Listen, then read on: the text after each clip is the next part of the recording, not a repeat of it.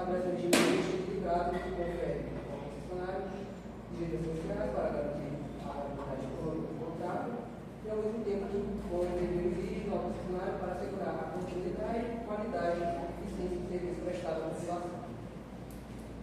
Dentro dos direitos conferidos estão o direito à exploração econômica, a remuneração, direito à restrição nacionais, a prorrogação do contrato e ao equilíbrio econômico e financeiro.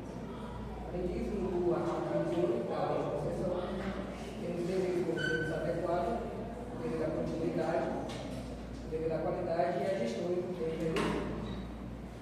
É importante atentar também, conforme o artigo 40 da lei de concessão, salvo o motivo contrário, os direitos e deveres estabelecidos para as concessões também se aplicarão às permissões. Direito à exploração econômica e remuneração. A tarifa como remuneração central. O direito primordial do concessionário é o de cobrar a tarifa dos usuários, dentro do serviço prestado. Isso já se constitui como uma principal fonte de receita da concessionária destinada a custos operacionais, a buscar o investimento dos capitais e gerar a justa remuneração, ou seja, de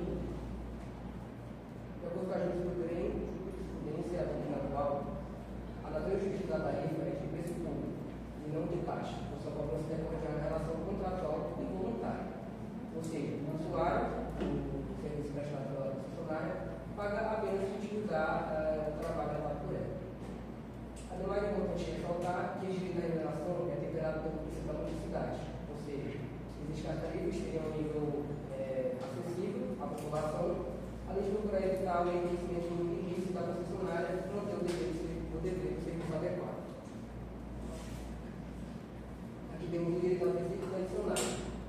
A legislação, especificamente no artigo 11 da lei de concessão, prevê a possibilidade de concessionário oferecer requisitos adicionais com o propósito de fortalecer a viabilidade financeira do projeto, permitindo tarifas mais módicas e reduzir a dependência do subsídio do poder concedente.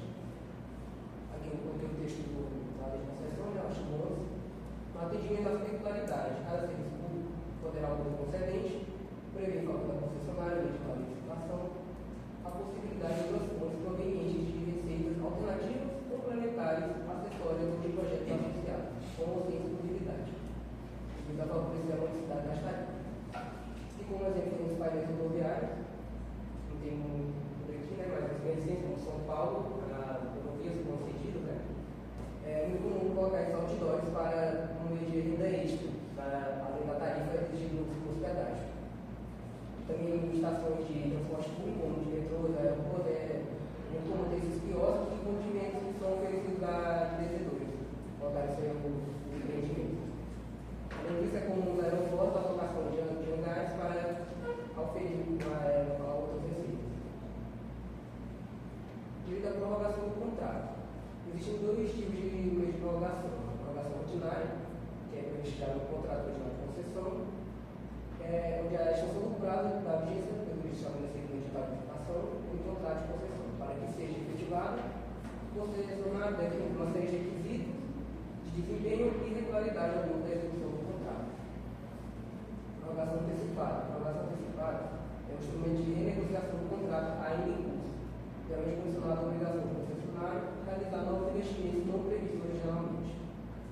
Dependendo da modalidade, seja antecipada ou ordinária, a aprovação de contrato de concessão deve ter os seguintes requisitos: a previsão contratual e editalícia, ou seja, a prorrogação deve estar tanto no contrato de concessão quanto no contrato de concessão, quanto no edital de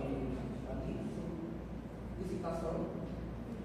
Deve ser feita a avaliação da contabilidade para a prorrogação para o interesse público, né, qual será o benefício da coletividade se essa prorrogação ocorrer.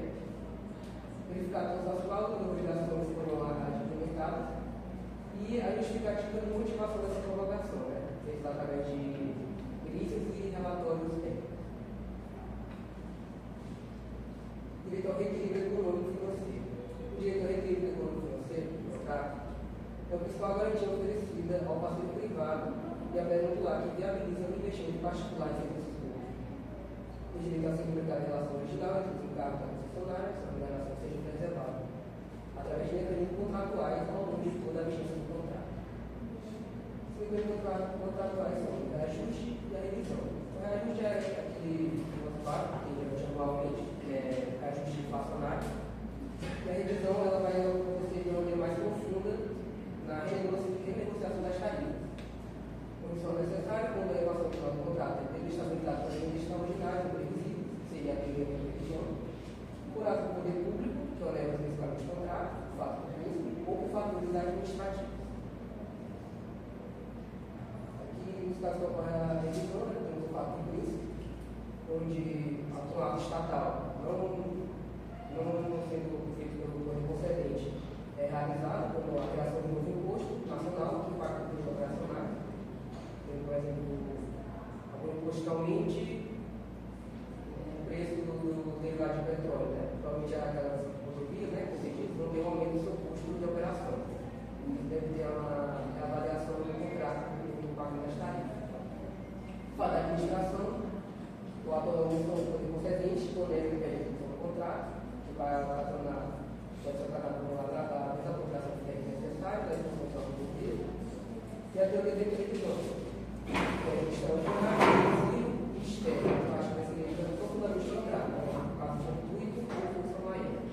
Como, por exemplo, a discussão no caso da pandemia, Covid-19, onde várias concessionárias de aeroportos e rodovias, por exemplo, sofreram só por serviços na sua demanda.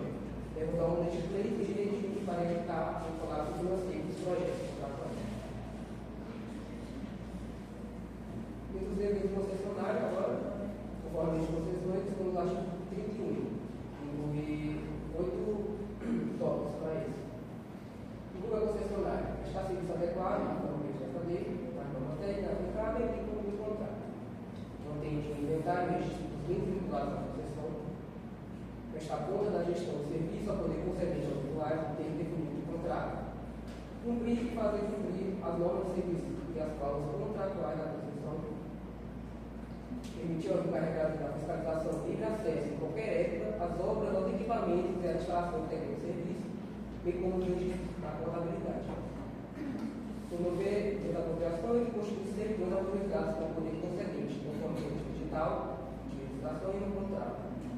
Zelar pela integridade do bem singular da prestação de serviço, captar, aplicar direitos financeiros necessários à prestação de serviço. Dever de serviço adequado. A lei de concessões, ele estabelece toda concessão ou permissão, pressupõe a prestação de serviço adequado, que é você estabelecer, mas é uma obrigação, o funcionário de ser remunerado pela prestação de serviço, da tarifa. Seu parágrafo primeiro, traz 8 atributos que em conjunto definem o serviço como adequado, porque ele também dispõe de dever daquele concessionário que deve cumprir. Primeiro, estamos da regularidade. A prestação de serviço deve ocorrer em conformidade com as normas e padrões pré-estabelecidos no contrato, concessão e na regulamentação. A continuidade. O serviço não pode ser interrompido indevidamente. A lei prevê exceções como situação de emergência ou em caso de inadimplência do usuário, nossa casa, a gente paga de energia, é possível que haja esse custo de energia. Entrando na nova lei mais recente, né, licitações, 2020, colocado com exceções, que essa resposta poderá ser feita em sexta-feira, sábado, domingo, feriado ou véspera de feriado, para garantir essa princípio da continuidade. Eficiência, existe o uso continuizado do recurso disponível para alcançar os melhores resultados possíveis na prestação do serviço.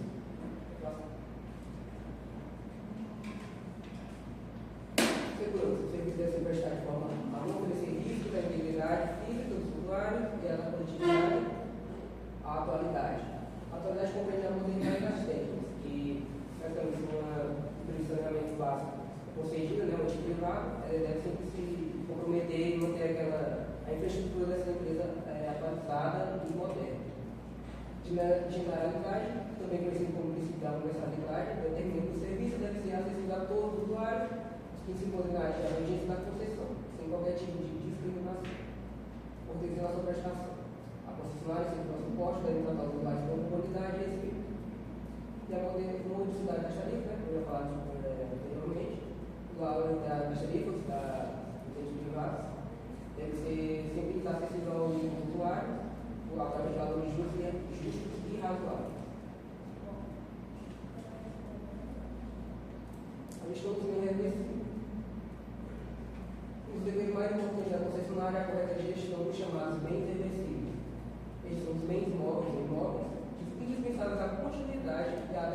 prestação de serviço público.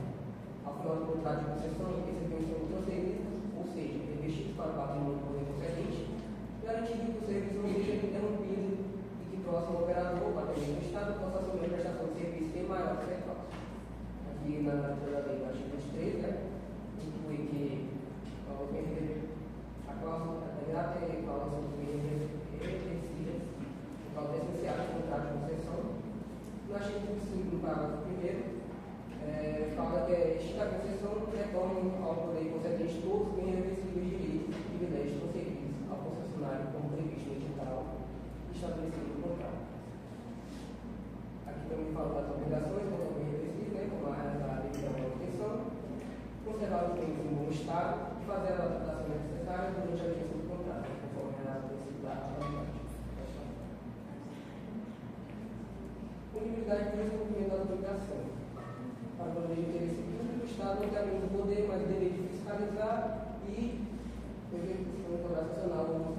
sancionar os concessionários por causa de descumprimento das obrigações de cláusula do contrato. Aqui são alguns tipos de sanções que podem ser aplicadas, não mais danos, uma advertência não multa. A advertência vai dar sanção mais fraca, de caráter educativo, aplicada às infrações sérias, que não geram prejuízo significativo. Uma multa sendo determinada de R$20, aplicada a descumprimentos específicos, e também vai ter um caráter acessório, né? Ela pode acompanhar tanto a advertência como a suspensão e a extinção do contrato. A suspensão é a sanção mais severa, que impede aquela empresa de celebrar novos contratos e participar de novas licitações futuras pelo poder público por determinado período. A caducidade é a penalidade mais grave, consiste na extinção do contrato por culpa do concessionário. O artigo 38 da Lei de Concessões mostra as causas que podem levar à sua declaração, como a prestação inadequada do serviço, o descumprimento reiterado de cláusulas contratuais e as perdas das funções econômicas e operacionais para continuar a continuidade do serviço.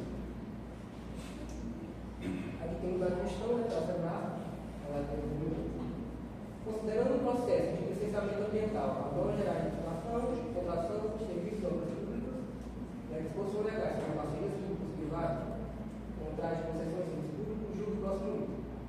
De acordo com a Lei 9.927, ao 25, de concessões, os contratos de concessão de serviços públicos não poderão prever mecanismo de revisão das tarifas cobradas pelos prestados. Se a alternativa é certa ou errada. Afirmativas, né?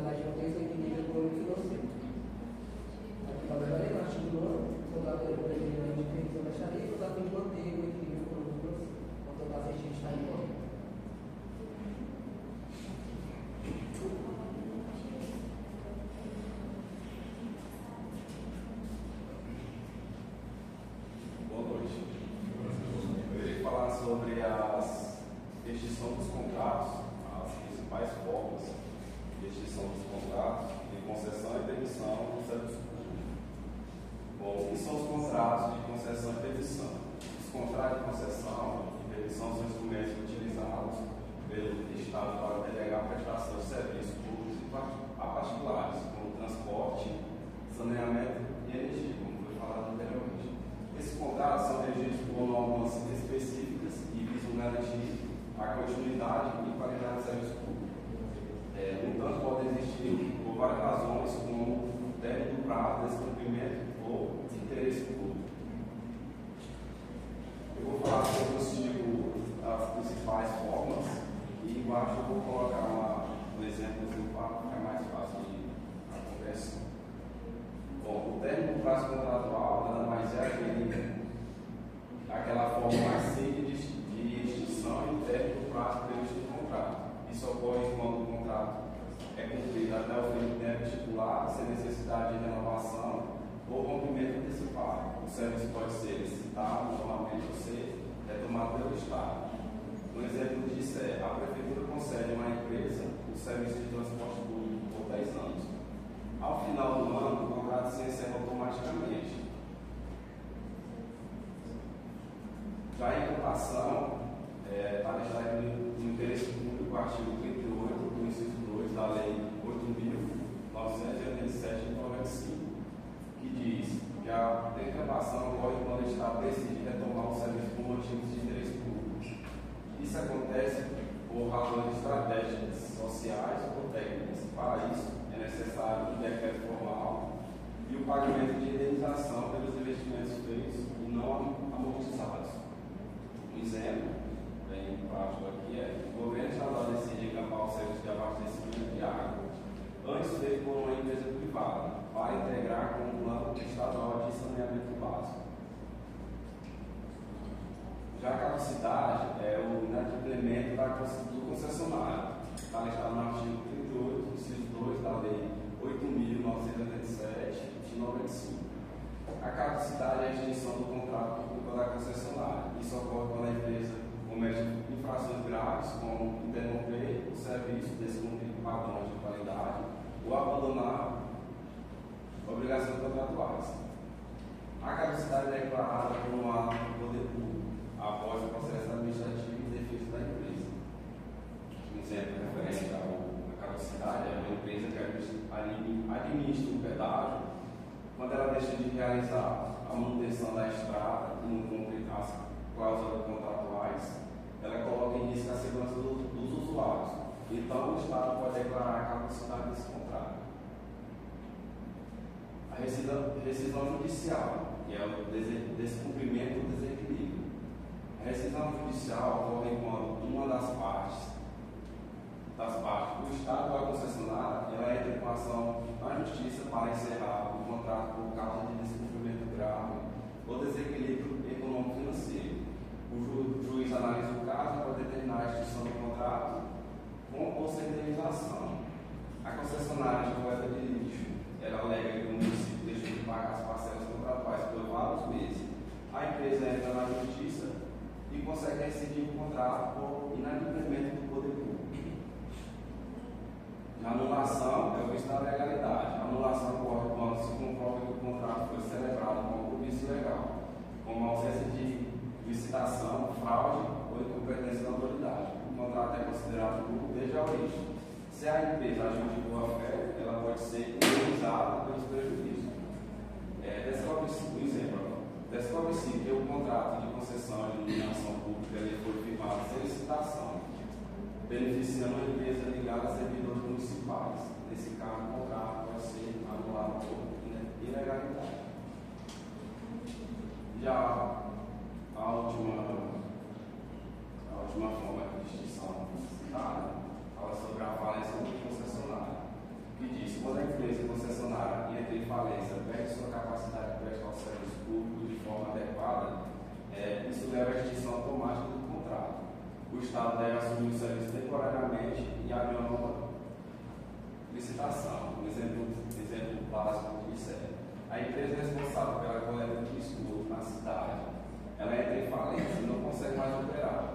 No caso, o município assume o serviço e já inicia um novo processo licitatório. Eu falei anteriormente, aqui está o resultado de uma extinção, que é o término do prazo, que dá pelo final da vigência contratual, a incubação, que é retomada pelo Estado com interesse público, com indenização, a caducidade, que é o inadimplemento grave da concessionária sem indenização, a rescisão judicial, que é o descumprimento do desequilíbrio decidida pelo juiz, a anulação, que é a ilegalidade por vício desde a origem, e por último, a falência, que é a incapacidade econômica do contrato. Eu trouxe uma questão bem simples também, que é, em caso de falência da concessionária, o contrato, alternativa A, é prorrogado automaticamente até o novo processo licitatório. B, continua normalmente com a intervenção do Estado. Alternativa C, é extinto e o Estado assume provisoriamente o serviço. Ou alternativa D,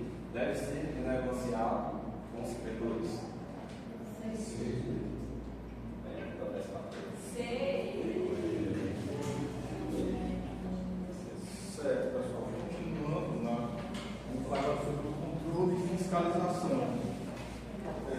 Mas entender a noção de poderes da administração pública, né? E esse contextualizar um pouco isso para que fique melhor, fique mais claro, né? Os agentes públicos possuem uma série de prerrogativas, esse termo é importante, que eles permitem exercer atividades com a finalidade de concretizar os interesses da coletividade.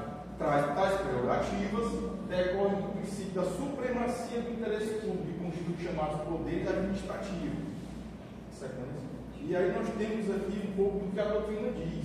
Nas palavras de Carvalho Filho, ele diz o seguinte, que os poderes da ADM pública é o conjunto de prerrogativas de direito público que a ordem jurídica confere aos agentes administrativos para o fim de permitir que o Estado alcance seus objetivos. E esses dois termos são importantes a gente lembrar. É uma prerrogativa que a ordem jurídica institui. Próximo. E qual o objetivo desses poderes? A gente precisa entender que esse poder é um poder instrumental. Por quê? Porque ele instrumentaliza o administrador público para o atingimento do objetivo finalístico a que se presta o Estado, que é justamente a satisfação do interesse público. E aí, em que ponto ele se difere do poder político? Porque o poder político já foi justamente para... Ele forma a estrutura do Estado. Estabelecida na Constituição, que é onde está lá a tripartição do Estado, né? Poder executivo, legislativo e judiciário, não nessa sequência aí, o próximo. E aí nós temos a noção do poder-dever. E na fala de Maria Silva de Pedro diz o seguinte, que apesar do nome que lhe é outorgado, o poder da administração os poderes da administração não podem ser compreendidos singularmente como instrumento de uso facultativo e a tempo está indevido. Não podem ser compreendidos singularmente como instrumento de uso facultativo. E por isso, parte da doutrina nos qualifica de poderes e deveres. Embora o vocábulo poder dê a impressão de que se trata de uma faculdade da administração, na realidade trata de um poder-dever, já que é reconhecido ao poder público para que o exerça em benefício da coletividade. Assim, os poderes, pois, são inerentes à atividade administrativa e irrenunciáveis, ou seja, a administração pública não pode deixar de agir quando uma situação aparecer. Ela não dispõe ali da vontade de agir ou não agir, ela deve agir. Por isso que o termo é poder-dever. Resumindo essa parte introdutória, então os poderes administrativos têm as seguintes características: são prerrogativas, são instrumentais e são irrenunciáveis. Bom, agora nós vamos entrar para a parte das agências. As agências, no contexto histórico, né, elas aconteceram num processo de modernização do Estado brasileiro, né, em que uma das medidas adotadas foi a criação de um grupo especial de autarquias, denominadas agências, as quais podem ser classificadas em duas categorias. E a distinção dessa classificação é bem clara, e ela já diz tudo da atuação dessas agências. São as agências executivas e as reguladoras. As executivas, como o próprio nome diz, elas executam, elas praticam uma ação, enquanto as reguladoras, elas têm a função de regular e fiscalizar. Né? Fiscalizar o quê? Elas têm a função de regulação e fiscalização de pessoas privadas incumbidas da prestação de serviços públicos delegados de concessão ou permissão. E aí cabe uma observação. Qual? Aqui. Ressalta-se que a instituição dessas entidades não trouxe qualquer novidade quanto à sua natureza jurídica, pois continuam a ser autarquias, integrantes da administração pública indireta. Assim, a inovação reside apenas na relativa independência que a ordem jurídica lhes conferiu, em aspectos técnicos, administrativos, financeiros, isso segundo Carvalho Filho. Então, assim, essas distinções, elas são bem importantes para a gente compreender essa estrutura. Próxima parte. E aí, a gente já vai para uma parte mais específica, são as agências reguladoras. Ali nós tratamos das agências num contexto global, mais amplo, agora específico para o caso das concessões e permissões. E em sentido amplo, essas agências podem ser órgãos ou entidades com a função de regular a matéria específica que está afeta, porque elas trabalham justamente com uma determinada demanda. E nós veremos mais à frente as agências como a ANEEL, a demanda de energia elétrica, a Anatel, que é telecomunicações, por isso. Cada uma delas tem uma demanda, afeta a sua existência. E, no caso, elas visam regulação que fica organizada em determinado setor, afeta a agência, bem como fiscalizar as entidades que atuam nesse setor.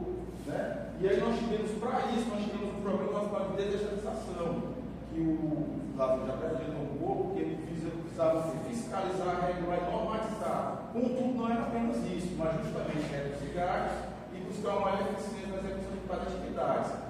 Esse período aqui é aquele período que o Lázaro também já pontuou, em que o Estado se afastou um pouco da prestação de determinado serviço e passou esse serviço para a iniciativa privada, justamente para quê? Na época, a justificativa era melhorar a prestação do serviço. E nós não vamos entrar nesse mérito, se melhorou ou não, mas em alguns pontos sim, em outros não. Pode continuar, por favor. E aí nós temos a Lei Geral das Agências Reguladoras Federais, que é a Lei 13.848/2019. Essa lei, ela trata do assunto de um aspecto mais amplo.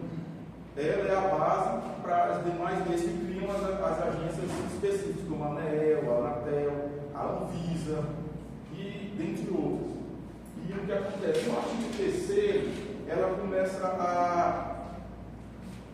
ela tem as características e classifica essas empresas. O que ela diz nesse artigo? Que a natureza especial, esses termos em são importantes, a natureza especial conferida à agência reguladora é caracterizada pela ausência de tutela ou de subordinação hierárquica, pela autonomia funcional, decisória, administrativa e financeira e pela investigação a termo, né? Tem um prazo. O presidente dessas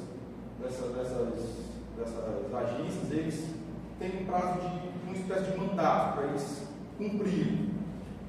E a estabilidade durante os mandatos, bem como pelas demais disposições constantes da lei. Pode passar. E o que a doutrina diz quanto a essa questão dessas características?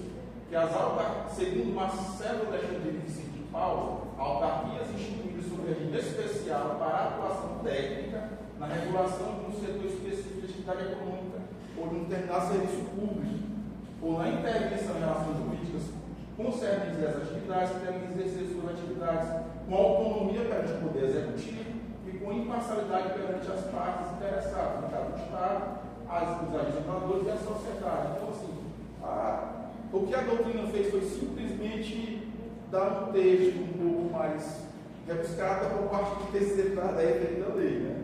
Pode passar. E aqui a lei também institui quais são essas agências, né?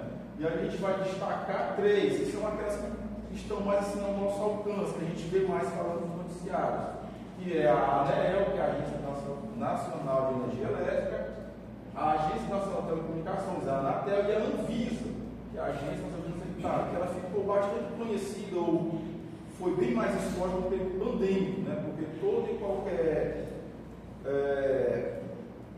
ação necessária com relação a vacinas, medicamentos, a Anvisa era acionada para se posicionar. Pode passar, por favor. E aí nós temos características comuns a essas agências, que a Lei 13.848/2019 determina, né? Como, por exemplo, da prestação de contas do controle social. Todas elas vão trabalhar segundo o que diz o artigo 14. Isso aqui aplica-se a todas as agências, que é o seguinte: o controle externo das agências reguladoras será exercido pelo Congresso Nacional com auxílio do TCU, que é o Tribunal de Contas da União. Então a gente tem que entender o seguinte: o TCU ele só auxilia as decisões do Congresso. Já o artigo 15 ele diz o seguinte: que a agência reguladora deverá elaborar um relatório anual circunstanciais de suas ações e atividades, no qual destacará o cumprimento da política do setor, definida pelos poderes legislativo e executivo, e o cumprimento de seguintes planos: o plano estratégico vigente e o plano anual. Então, tipo assim, as agências, elas são reguladoras e fiscalizadoras justamente para quê? Para ver se o plano do governo, no seu nível executivo, legislativo, está sendo realmente executado. Como eles não podem fazer esse trabalho, as agências são criadas para fazer esse trabalho. E do outro quesito, da ouvidoria, todas elas têm um setor de ouvidoria composto por um ouvidor, que atuará sem subordinação hierárquica, isso é importante para que ele possa desempenhar a sua atividade sem nenhuma pressão, que exercerá suas atribuições sem acumulação com outras funções. Por quê? Que ele não pode acumular outras funções? Porque acumulando pode haver um conflito de interesse. Então, o ouvidor, ele não tem nenhuma função hierárquica e ele não pode acumular nenhuma função, justamente para desempenhar a sua atividade de maneira plena. E o parágrafo 1 diz o seguinte: das atribuições do ouvidor, que é zelar pela qualidade e pela tempestividade dos serviços prestados pela agência, acompanhar o processo interno de aplicação de denúncias e reclamações dos interessados, contratação da agência e elaborar o relatório anual de ouvidoria sobre a atividade das agências. Se você for observar que tudo aqui é verbo, né? Isso vai ser bem comum no direito: zelar, acompanhar, elaborar. Então, assim, o ouvidor ele tem uma amplitude nas suas ações. Ele não faz isso só, há toda uma estrutura, mas ele é a pessoa responsável por ser na lei, por fazer ser na lei. Pode passar. Agora, no processo decisório das agências reguladoras, né? Lá no artigo 9 da Lei 3.848, diz o seguinte: que serão objeto de consulta pública previamente à tomada de decisão pelo Conselho Diretor ou pela diretoria colegiada, as minutas e as propostas de alteração de atos no artigo de interesse geral dos agentes econômicos, consumidores ou usuários de serviços prestados. Então, é o seguinte: as ações decisórias dessas agências, previamente elas têm que passar por uma consulta pública, que eu acho que todo mundo já viu em algum momento na consulta pública, a respeito de, por exemplo, se não me engano, houve até uma consulta quando foram privatizar a Eletrobras, se não me engano, não recordo, mas houve uma coisa desse tipo. Justamente porque, se a proposta que está sendo levada, ela vai alterar significativamente o interesse geral, se vai atingir o interesse geral. Então, a população, a sociedade, ela é consultada quanto a isso. A lei não determina se essa consulta vai, o resultado dela será obrigado a ser seguido. Ele serve simplesmente como uma forma de embasar as agências e os poderes para a tomada de decisão. E o que é que diz no parágrafo 1? A consulta pública é um instrumento de apoio, ou seja, ela não se vincula o seu resultado a que o cliente siga o que foi levantado ali. Então, é um instrumento de apoio à tomada de decisão por meio do qual a sociedade é consultada previamente, por meio do envio de críticas, sugestões e contribuições por parte de interessados sobre a proposta de norma regulatória aplicável ao setor de atuação da agência reguladora. Então, como eu falei, apesar de ter essa consulta, eles não são vinculados a seguir o resultado dela. Ela é apenas um instrumento de apoio. E aí agora nós vamos falar especificamente das agências em si, né? Da Anatel, por exemplo, ela foi criada em 1997, né? E a lei que instituiu ela, assim, ela foi algo bem peculiar, porque ela foi a primeira agência reguladora ligada à Agência Pública Federal direta, submetida ao regime autárquico especial e vinculada ao Ministério das Comunicações. Vejam bem que ela está vinculada, ela não é subordinada. O vínculo dela é um vínculo para exercer sua função, mas não para seguir o que o Ministério determina. Ela é independente e ela é autônoma nessa questão financeira. Então, esses pontos são importantes porque eles determinam essa característica especial das agências. Elas são autarquia especial, são vinculadas geralmente ao Ministério, elas são independentes administrativamente, elas são financeiramente autônomas, elas têm ausência de disposição hierárquica e o mandato é fixo com estabilidade de seus dirigentes, e ela tem autonomia financeira. Então, essas características elas se aplicam a todas as agências, justamente porque, devido ao seu caráter de fiscalização, elas precisam dessa autonomia. Pode passar. Na sequência, nós temos também as atribuições da Anatel. Envolve também, novamente, uma série de verbos, né? Implementar em sua esfera de atribuição da Organização das Telecomunicações, representar o Brasil diante de órgãos internacionais, administrar o aspecto da radiofrequência e uso de órbitas. E esse aspecto da radiofrequência e uso de órbitas é justamente naquele ponto em que, a nível nacional, foi instituída a TV digital. Justamente porque, nesse espectro de radiofrequência, a Anatel regula e ela estabeleceu que a banda de trabalho da TV digital passou a ser uma banda mais estreita, Contudo, um sinal de alta frequência que garantia uma melhor qualidade. E as outras bandas ficaram para outros ramos, como o ramo aéreo, da aviação, como, por exemplo, o ramo da radiodifusão, o microfone sem fio, por exemplo. Eles passaram por alterações devido justamente a essa comissão da Anatel, de administrar o espectro da radiofrequência, como também ela propõe ativamente os conflitos de interesse entre prestadores de serviços de telecomunicações, ela reprime infrações de direito aos usuários e ela exerce relativamente às telecomunicações as competências legais em matéria de controle, prevenção e repreensão das infrações de ordem econômica. Então, assim, o escopo também do trabalho dela, ele é amplo, mas amplo dentro do quê? Dentro das telecomunicações. E isso é importante a gente destacar. Pode passar. Na sequência vem a ANEEL, que é a Agência Nacional de Energia Elétrica, que é uma outra agência também que está sempre nos noticiários. Criada em 96 pela Lei 9.427. Lá no artigo 1º, ele não só institui a ANEEL, ele também institui a Agência Nacional de Energia Elétrica, que é uma autarquia sobre regime especial. Novamente, você vai ver que essas características se repetem tanto na ANEEL quanto também na ANATEL, que é uma autarquia sobre regime especial vinculada ao Ministério do Minas e Energia, consegue for em Brasília com prazo de duração indeterminado. Então, assim, essas agências, todas elas, não têm um prazo para que elas existam. Elas são criadas e esse prazo decorre por um tempo. Até quando o país existir, provavelmente. Né? E no artigo 2º diz o seguinte, que a ANEEL tem por finalidade regular e fiscalizar a produção, transmissão, distribuição e comercialização de energia elétrica, em conformidade com as políticas do governo federal. Ou seja, o governo estabelece as diretrizes e ela é quem vai regular, ela é quem vai acompanhar essa execução. E lá no artigo 3º diz o seguinte, que ela busca promover processos licitatórios para o atendimento à necessidade do mercado. Então ela também é responsável por quê? Promover essa licitação, por acompanhar essa licitação está sendo feita da maneira correta, da maneira que a lei, o que as leis disciplinam. Certo? Passar. Na sequência nós temos a Anvisa, que foi justamente aquela que ficou mais assim, conhecida pela sociedade sobre o pandêmico, e ela também gosta das mesmas características anteriores. Né? E aí, desse ponto aqui que é importante, porque a lei não apenas criou a Anvisa, como ela também definiu o Sistema Nacional de Vigilância Sanitária, em que todos os entes participam dele, ou seja, o governo, o ente federal, o ente estadual, o ente municipal e o DF.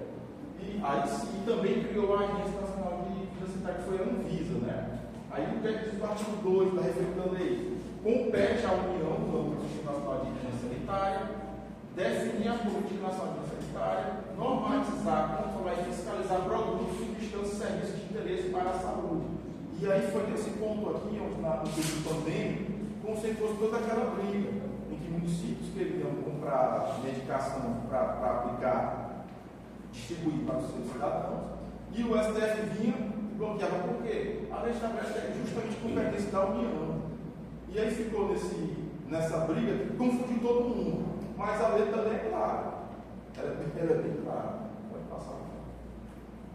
E a outra função também da Anvisa, exercer a vigilância sanitária de portos, aeroportos e fronteiras, podendo essa função ser supletivamente, ou seja, complementar, auxiliar, através dos estados, federais e municípios. Mas o foco é a União. Aí, novamente, aqui a questão da pandemia. Os estados, os municípios, o DF, eles podem agir supletivamente, apenas por uma questão de complementar ou auxiliar. Nunca tomando as decisões. E aí vem o inciso 5, né? Que ela acompanha e coordena as ações estaduais, distritais e municipais de licença área. Ou seja, todos são subordinados a ela. E o SESC ela atua em circunstâncias especiais de risco à saúde. Pode passar para ela. E agora aqui novamente aquelas características que todas elas gozam. Fica criada a Agência Nacional de Vigilância Sanitária, que é uma autarquia sob regime especial, com duração indeterminada, e ela possui independência administrativa, estabilidade e autonomia financeira, a mesma desde que as demais têm. Pode passar para. E agora aqui uma questão rápida. Estas entidades de administração direta possuem natureza especial, são caracterizadas pela ausência de tutela, de subordinação hierárquica, pela autonomia funcional, decisória, administrativa e financeira e pela investidura das seus dirigentes e estabilidade de seus mandatos. Essa agência, a agência executiva, eu creio que não. É uma fundação? Também não. E nem uma SM? Também não. Ela é uma agência reguladora. Ok?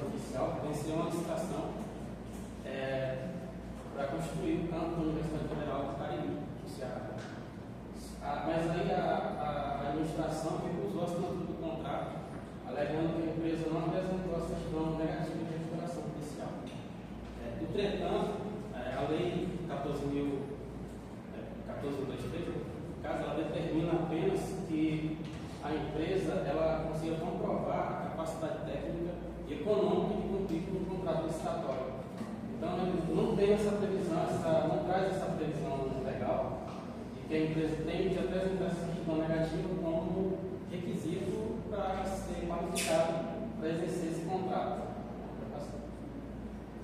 Essa decisão aqui da STJ ela foi fundamentada, como eu disse antes, na Lei 14.133, porque a lei determina apenas, ela permite, né, a avaliação da saúde financeira da empresa, e ela determina que a empresa apenas tem que ter a capacidade técnica e econômica de conseguir manter aquele contrato. Né? E a decisão do STJ percebeu também que a empresa ela preenchia os requisitos legais presentes aqui no artigo 37 do inciso 21 da Constituição, que trazem o princípio da legalidade e da igualdade nas licitações.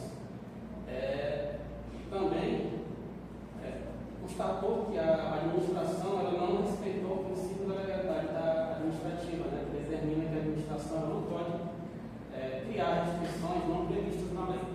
Porque essa questão da recuperação judicial é apenas uma situação em que a empresa demonstra para a sociedade, para o Estado, que ela está procurando um meio de resolver aquela questão econômica para conseguir manter a função social e econômica dela diante do Estado, como geradora de emprego, e também santificar o interesse dos credores. Né?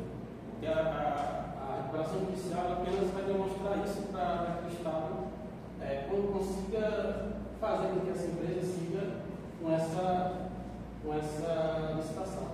Então, nesse caso aqui, né, a administração ela não seguiu o princípio da legalidade, porque a lei diz que tem que ter que apenas tem que demonstrar a capacidade econômica, não precisa demonstrar a certidão de recuperação judicial, não precisa demonstrar isso. Esse caso aqui é um agravo de recurso extraordinário que tem por tema, né, transporte coletivo e licitação. Esse caso aqui, ele diz respeito a uma empresa de transporte coletivo que ela tinha uma autorização de prestação de serviço antes da promulgação da Constituição. Porém, devido à morosidade da justiça, do sistema judiciário e tudo, acabou que a empresa pulava sem contrato, que foi antes da promulgação da Constituição, né, antes da existência do artigo 175, que determina, né, que toda empresa que prestar serviço público é obrigada a ser legalizada por período de licitação. Então, nesse caso aqui, esse processo se arrastou por mais de 30 anos, com essa empresa atuando de forma ilegal, né? Porque antigamente o processo, como era físico, era muito mais demorado. Depois da digitalização, agora, em 2024, esse processo foi publicado pelo STF E durante esses 30 anos, o contrato ele foi prorrogado automaticamente, seguidamente, descumprindo a determinação legal, que é prevista no artigo 175, que determina que toda empresa ela só pode prestar o serviço público, no caso desse caso aqui específico, que é um por meio de licitação. Então, o STF considerou inconstitucional a prorrogação automática desse contrato específico aqui dessa empresa de transporte coletivo, que se aproveitou da morosidade do sistema judiciário até agora. Só que agora chegou ao STF, ele considerou inconstitucional e, além disso, ele não seguia as previsões previstas na lei 14.33, que trata especificamente das situações. E nesse caso aqui dessa empresa, o problema foi exatamente isso. O STF obrigou agora essa empresa a ter que participar de um processo licitatório para poder seguir com prestação de serviço, ou então vai ser uma gente já até viu para que vai ser o Estado, o município, no caso, a localidade vai ter que procurar no meio até que aconteça a legalização por meio da licitação por determinada lei. Nessa questão aqui do transporte público. Agora.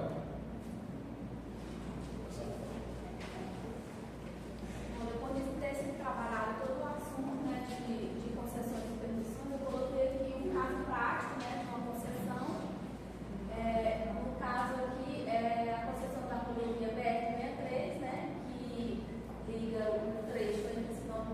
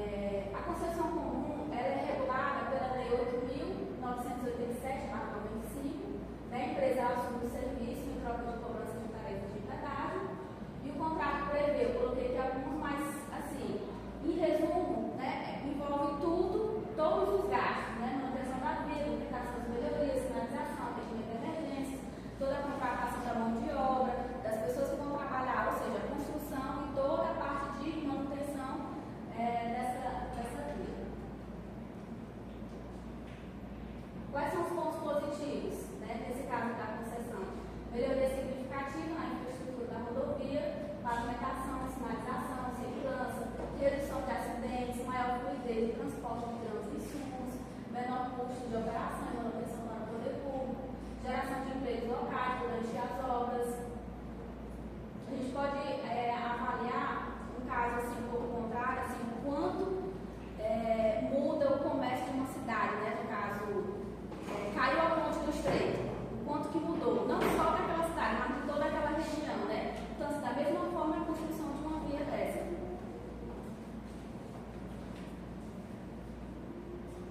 Aí tem também a questão dos desafios e críticas, né? Que é atraso na execução de obras, especialmente duplicações prometidas, fiscalização estatal, que às vezes pode ser insuficiente, como o cumprimento também de prazos contratuais. E aqui eu coloquei outro caso da mesma rodovia, só que em outro trecho, né? Que inclusive foi um leilão que aconteceu agora em maio de 2025, foi a notícia, né? Fala que foi o primeiro que aconteceu, não apenas no Brasil, mas no mundo, né? Foi algo inovador. E os motivos do leilão é solucionar o contrato com o vendedor estressado, né? Porque assim, nesse caso, o que aconteceu? Já tinha uma concessionária, só que aí, por lei, essa concessionária ela pode também fazer a entrega, né, daquela concessão. No caso, ela chegou para a NTT e falou assim, olha, eu estou entregando aqui o contrato porque eu estou com dificuldade financeira, então eu vou pedir uma nova relicitação. E aí, como é tão complexo, houve um leilão com apenas um concorrente, e aqui pode também, né? E aí, foi retomada e foi feita a criação das obras paralisadas, para garantir a segurança viária, fluidez, modelo de otimização, desburocratiza e acelera a concessão. Os benefícios esperados, obras aceleradas, seguros, redução de acidentes, tempo de viagem, estímulo à economia local, geração de 134 mil empregos diretos e indiretos, nesse caso dessa rodovia, né, do Mato Grosso do Sul. Aí que eu coloquei só duas questões, né, de fixação desse assunto, né, de concessão comum. A concessão de uma rodovia federal a uma empresa privada por meio de licitação é considerada uma forma de delegação de serviço público regida pela Lei nº 8.987/95, na qual a concessionária assume os investimentos, manutenção e operação da via, sendo remunerada diretamente pelos usuários, geralmente por meio de pedágios. Certo ou errado? Certo. Exatamente, certo. Outra questão, essa aqui é um pouco mais, né, tem mais informações para a gente poder avaliar, né, fazer as nossas pegadinhas. Em razão de falhas na prestação de serviço, de conservação e operação de rodovia federal, a ANTT aplicou multa à concessionária exploradora do serviço, a qual, contudo, permaneceu prestando serviço de forma inadequada, descumprindo diversas obrigações estabelecidas no contrato de concessão. Considerando a situação hipotética acima apresentada, julgo o item seguinte: a concessionária tem o dever de prestar aos usuários o serviço adequado, entendido como aquele que satisfaz as condições de segurança, generalidade, cortesia na sua prestação e modicidade das tarifas, estando de acordo com as condições estabelecidas em legislação, certo ou errado? Certo. Exatamente. Ou seja, a concessionária, ela tem aquele contrato, né? Mas ela tem que obedecer todas as diretrizes, todas as normas conforme a legislação, e a ANTT também tem a obrigação, né, e o direito de ir lá e fiscalizar, e conforme previsto em lei também ela pode ir lá e aplicar sanções, inclusive pode até fazer o cancelamento do contrato, conforme já foi até falado aqui, né, por N motivos.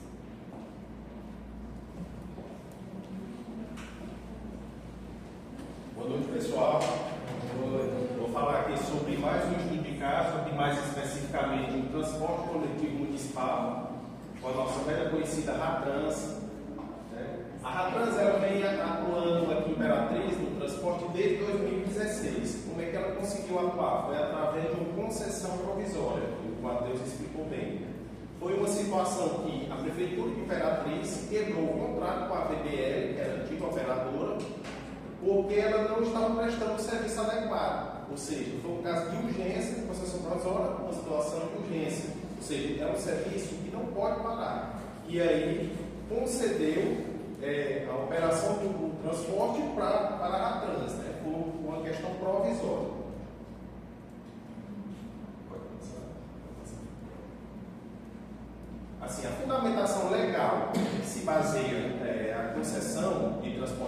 coletivo municipal é já amplamente explanado pelos colegas no artigo 175 da Constituição Federal. Né? Só que aqui eu vou me atentar na parte que pega do parágrafo único e os incisos de 1 a 4. Né?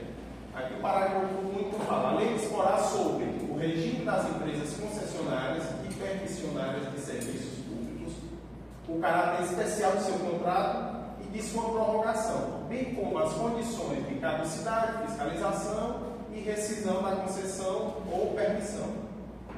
Inciso 2, os direitos, os deveres não estão mais tão implícitos aqui, os direitos e deveres dos usuários, a política tarifária e a obrigação de manter o serviço adequado.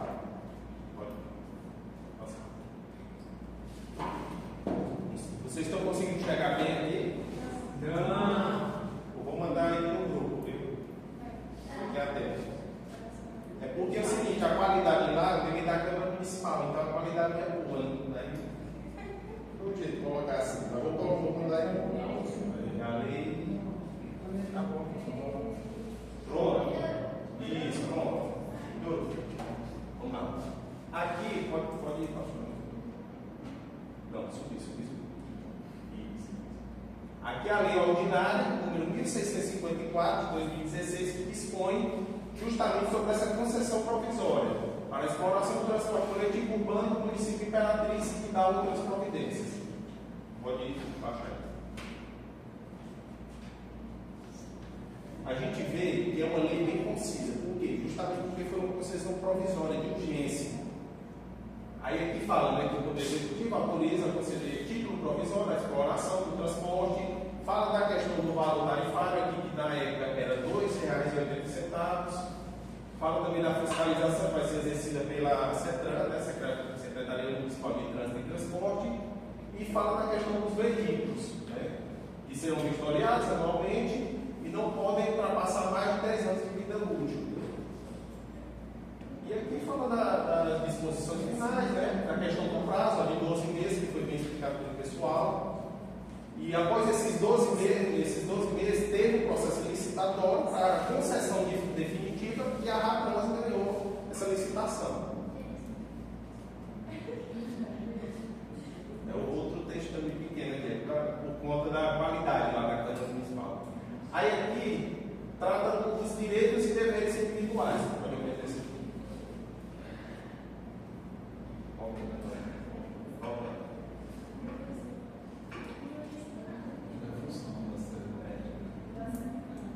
Vou mandar no grupo aí, vocês fiquem atentos para acompanhar. Mas eu vou ler aqui também. Eu vou ler que fica melhor, né? Pode colocar lá para mim. Pronto, aqui fala dos direitos e deveres. São direitos do usuário do transporte coletivo: receber o serviço adequado, ser conduzido com segurança e humanidade, ser tratado com respeito pelas contratadas através de seus prepostos e funcionários, bem como pelos funcionários da Secretaria Municipal de Trânsito e Transporte, CETRAN. Ter o preço das tarifas compatíveis com a qualidade dos serviços, que a gente não tem, né? Está vendo, né? Assim dos ônibus. Utilizar o transporte coletivo dentro dos horários fixados pela CETRAN, e elas não cumprem com esses horários.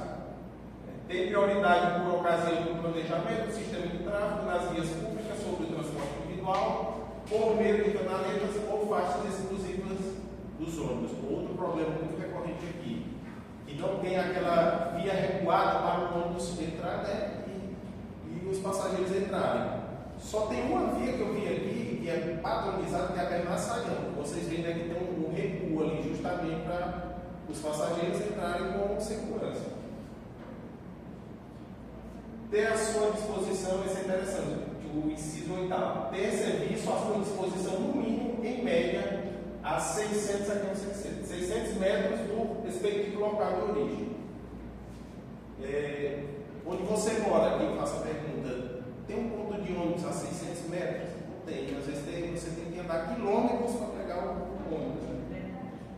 Aí aqui também não só direitos, tem agora os deveres também dos usuários. Né? Contribuir para manter boas condições dos equipamentos urbanos e os ônibus através dos quais lhes são prestados os serviços.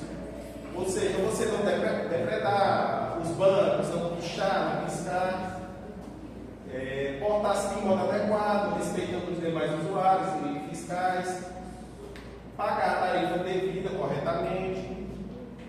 identificar quando o usuário é o usuário isento, conforme a legislação vigente. Você ali um exemplo aqui de um usuário isento, é um agente de saúde, ele é isento aqui no município. Então ele tem que identificar que ele é isento para poder passar a lei da catraca. Contribuir também informando a CETRAN ou órgão de segurança para os atos dos operadores, questão de prejuízo, a sustentabilidade do sistema, bem como qualquer ato de vandalismo que possa causar prejuízos ao sistema. Apresentar o cartão de transporte ou o comprovante de passagem de fiscalização, aqui entra a questão da gratuidade ou da meia entrada também dos estudantes, apresentar. Garantir o conforto e a segurança do sistema. E o município poderá ser serviço de atendimento aos usuários para reclamações, sugestões e educação às ouvidorias. Pode passar. Aí aqui nós vamos entrar já na política tarifária das empresas dos coletivos. Elas seguem esses requisitos. A natureza jurídica é o quê? É o preço público, é diferente da taxa. A taxa é compulsória. O que é a taxa? Uma taxa de fiscalização, uma taxa judiciária, ela é compulsória, você é obrigado a pagar. Tem que ter um orçamento prevendo aquela taxa e a taxa de luz também, você tem que pagar, a taxa de coleta de lixo. Aqui não, é o preço público, ou seja, você só vai pagar se usufruir daquele serviço público, você não é obrigado a pagar. O valor inicial vem lá no processo de licitação, você tem que colocar o valor inicial, para iniciar daquele valor, e aí tem a concorrência do menor preço, que ganha, aí ganha, inicia ali, Revisão do valor, é possível a questão da revisão do valor. Por quê? Tem que manter o equilíbrio econômico financeiro da empresa, então tem que revisar, não pode, vamos supor que o valor da passagem passa 10 anos sem ter valor, não tem como, Titularidade para alteração do valor, é só do poder público, ele é o único que pode alterar o valor da passagem. Limite, também tem um limite, ou seja, não pode alterar de qualquer forma, tem que ter um estudo, tem planilhas de custo, quantidade de usuários que usam, tudo isso é levado em conta para poder elaborar esse valor. E por fim, as fontes alternativas, que é a possibilidade de sua utilização para manter o valor da tarifa a preços módicos. O que são preços módicos? São preços baixos em que os usuários podem usar o serviço, sem ter uma onerosidade para ele. Aí aqui eu trouxe um exemplo da questão do marketing, que é usado aqui nas traseiras dos ônibus, Inclusive aqui é um colega muito conhecido aqui da faculdade, o Joilson do Centro, não sei se vocês conhecem. Pode passar.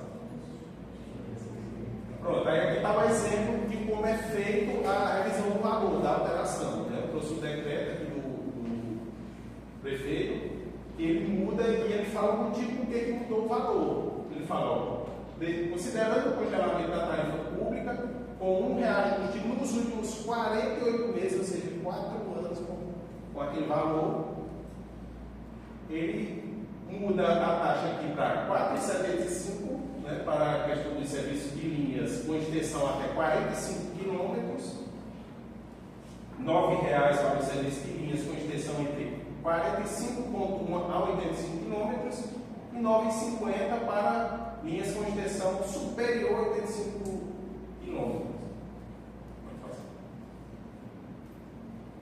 E por último aqui a situação do serviço público adequado, que é o inciso 4, lá do artigo 175. O que fala? Esse serviço público está em duas leis, que é a Lei 8.987, que é a Lei das Concessões, que já foi bem falado pelos colegas, e vou pegar aqui só mais especificamente o parágrafo primeiro, que fala serviço adequado. O que é um serviço adequado? É aquele serviço que satisfaz as condições de regularidade, continuidade, eficiência, segurança, qualidade, generalidade e cortesia na sua prestação e modicidade das tarifas. E no Código de Defesa do Consumidor, no artigo 22, fala dos órgãos públicos, por si ou suas empresas, concessionárias, permissionárias, ou sob qualquer outra forma de empreendimento, são obrigados a fornecer serviços adequados, eficientes, seguros e, quanto aos essenciais, contínuos. Parágrafo único, nos casos de descumprimento total ou parcial das obrigações referidas neste artigo serão as pessoas jurídicas compelidas a cumpri-las e a reparar os danos causados na forma prevista neste código. E quando a empresa, a concessionária, não exerce um serviço adequado, o que acontece? Pode passar. Acontece isso aqui. Uma reportagem que fala: Justiça exige inspeção em ônibus da Ratrans no plano municipal para quitar dívidas com a empresa. Isso aqui foi uma situação que a Ratrans está fazendo, fez na época a mesma coisa que a Viviane estava fazendo. Serviço de péssima qualidade, ônibus sucateados, não respeitavam os horários, não passavam nos locais de embarque, contingente de ônibus muito pouco, ou seja, ela não estava cumprindo isso. E a prefeitura, ela responde subsidiariamente nessa situação. Só que aqui mais especificamente, né, aqui foi uma ação civil pública que o Ministério Público e a Defensoria Pública entraram contra a prefeitura e contra a Ratrans. No caso da prefeitura foi para quitar dívidas com a empresa, ou seja, essas dívidas eram relacionadas ao quê? Aos subsídios ao quê? A minha entrada, a isenção de algumas classes, né, no caso dos agentes de saúde que eu falei, que a prefeitura não estava repassando para a Ratrans. E a Ratrans justificou que essa questão do sucateamento, né, dessa péssima qualidade de serviço que estava oferecendo, vinha desde a época da pandemia e também por conta que a prefeitura não estava passando os valores, ou seja, um não vai para o outro. E aí, eu até coloquei aqui também, está pequeno aqui, mas aqui é a questão da fundamentação da decisão da juíza do segunda vara da Fazenda Pública. Aqui cita o quê? O artigo 175, ela cita na sua fundamentação e cita também a lei 8.987 naquela parte que eu falei lá no slide anterior, da questão do serviço adequado. E assim eu encerro a minha parte, a Tânia vai finalizar com a conclusão. Dando continuidade ao trabalho, eu vou fazer as considerações finais. Como foi apresentado pelos colegas e todos os outros que já apresentaram, tanto a permissão como a concessão são instrumentos utilizados pela administração pública para poder delegar a terceiros a função de executar com qualidade os serviços públicos. Só que há uma distinção, né, entre a permissão e a concessão, como já foi bem explanado, há diferenças e há requisitos específicos, quando se fala da questão da formalidade e também da estabilidade, aliás, da formalização e da estabilidade. Pode começar. E aqui, de acordo com a lei que o nosso colega citou, a lei 8.897/95, a gente vê a questão da diferenciação da concessão e da permissão. Então, a gente observa que a questão da delegação da prestação de serviço permanece o mesmo, que a prestação de serviço por conta e risco é da concessionária, quando eu me refiro à concessão, e a permissionária, questão da diferença, sempre vai ser precedida de licitação prévia, sempre vai ter a licitação, sempre nas duas, só que aqui acontece na concessão na modalidade da comício e aqui numa determinação legal para a modalidade específica. A natureza sempre vai ser contratual em ambas as partes, só que aqui tem uma observação, que a lei explícita trata do contrato de adesão, ou seja, o que muda aqui? Uma é contratual e a outra é de adesão. E a questão do prazo, aqui na concessão é determinado, podendo o contrato prever a sua prorrogação, na questão dos aditivos, e nas condições deles estipuladas. E a questão da celebração com pessoa jurídica ou consórcio de empresas, mas não com pessoa física, né? A gente vê aqui, na parte da concessão. Na parte da permissão, a gente já vê o consórcio de empresas. E aqui, no caso da concessão, a gente vê que não há precariedade, e aqui na permissão já é a delegação a título precário. E a gente vê também aqui, em última instância, em última característica, que não é cabível a revogação do contrato na